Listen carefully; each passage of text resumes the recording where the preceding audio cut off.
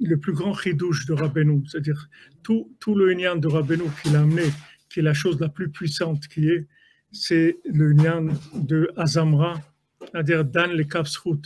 Rabbeinu l'a dit que Azamra, c'est tout, il a dit Rabbi Nathan que ça, c'est tout, que Azamra. Et toute la machloquette qu'il y a eu contre Rabbeinu, toute la guerre qu'il y a eu contre Rabbeinu, c'est que à cause de ça. Parce qu'en fait, c'est la clé pour faire tchouva à n'importe qui. Tu peux faire tchouva à n'importe qui sans le voir, sans parler avec lui, qu'il soit à 2000 km. Tu es dans le Kapsrout.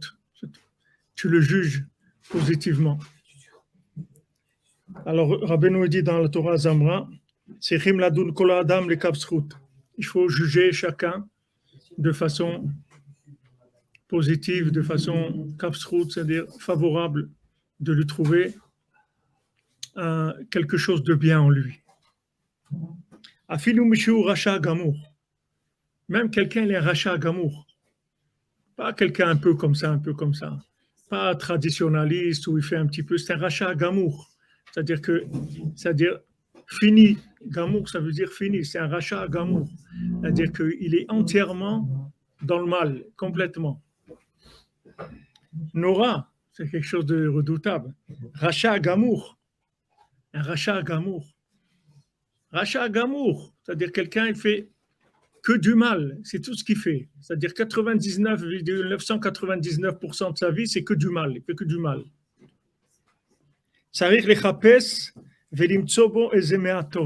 Il faut chercher et trouver en lui quelque chose de bien, un petit peu de bien. Que dans ce petit peu-là, dans ce méhat-là, il est pas rachat. Dans ce petit peu-là, il est pas rachat. Il y a un petit quelque chose en lui où il est pas rachat. Comme Rabbeinu dit dans Sirot Haran, Rabbeinu dit que tous les plus grands Rechaïm qu'il y a dans le monde, ils ont tous des limites. Par exemple, il y en a qui volent, mais ils ne tuent pas.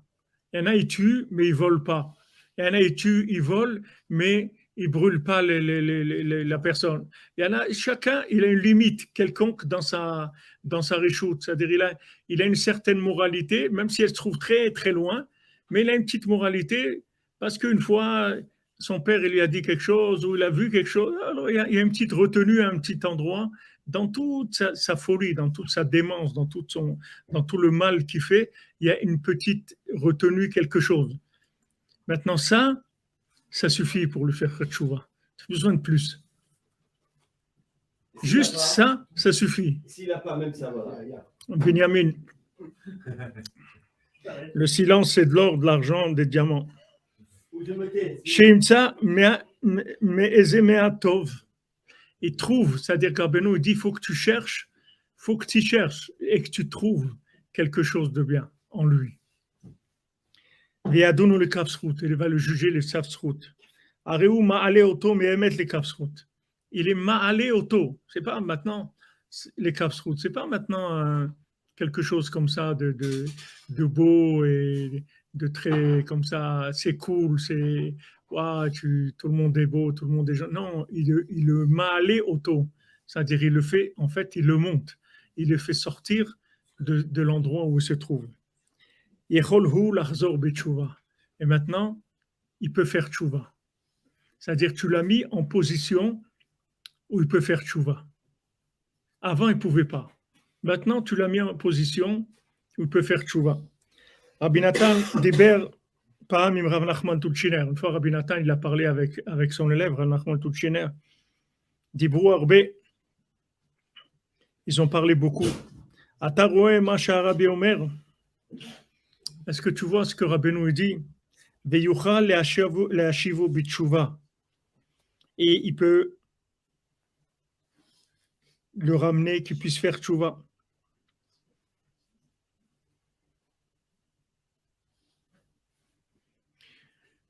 Maintenant, ce qui est extraordinaire, c'est que tu parles pas avec lui. Tu as besoin de parler avec lui. Tu n'as même pas besoin de le connaître. personnellement. Rien. Il se trouve à des milliers de kilomètres de toi.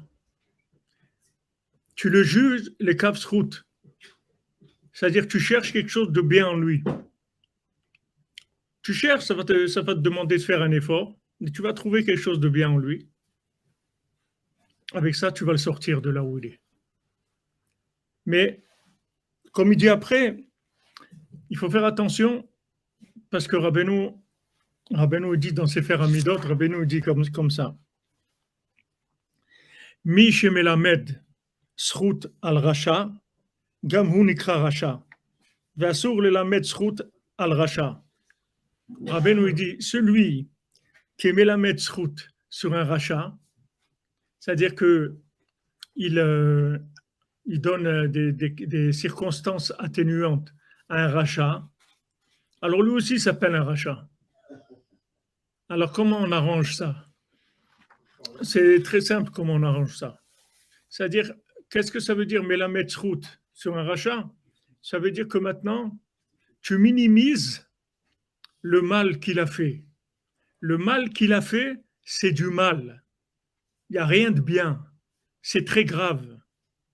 C'est pas bien du tout ce qu'il a fait. C'est grave. Toi, tu t'occupes pas de ça. Toi, tu cherches en lui quelque chose de positif. Mais si maintenant, si tu amènes un alibi, si tu essaies de justifier le mal, alors toi aussi, tu t'appelles un rachat. C'est pas que lui qui s'appelle un rachat. Toi, tu s'appelles un rachat. Comment tu dis que ça, c'est bien? C'est pas bien. La Torah, elle a dit c'est interdit de faire ça. C'est interdit, c'est tout. C'est mal. L'homosexualité, c'est mal. Tu peux pas dire c'est pas grave, le pauvre et tout. Non, c'est très grave. C'est très, très grave. Seulement, tu vas chercher en lui quelque chose de bien, qui n'a rien à voir avec ça. Rien à voir. Le dimanche, par exemple, il va chez sa grand-mère et il lui fait les courses.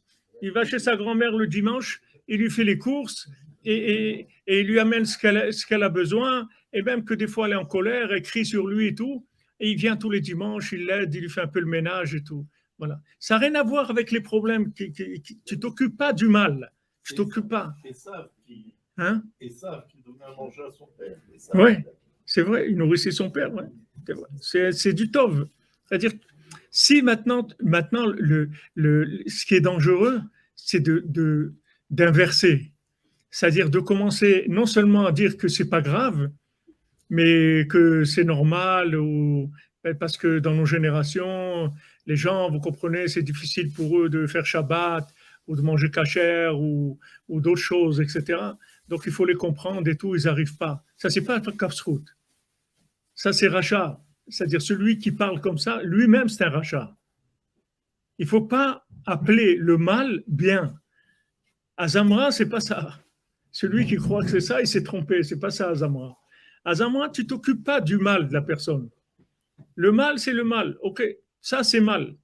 Mais maintenant, comme Rabbi Nathan, il y avait à Breslev, qui s'appelait l'allemand, le Deutschel l'appelait, il travaillait à la mairie, mais Shabbat, il savait à quelle heure le minyan Breslev, il faisait Keter, alors il faisait pour le Moussaf, il aimait faire la Kedusha du Keter.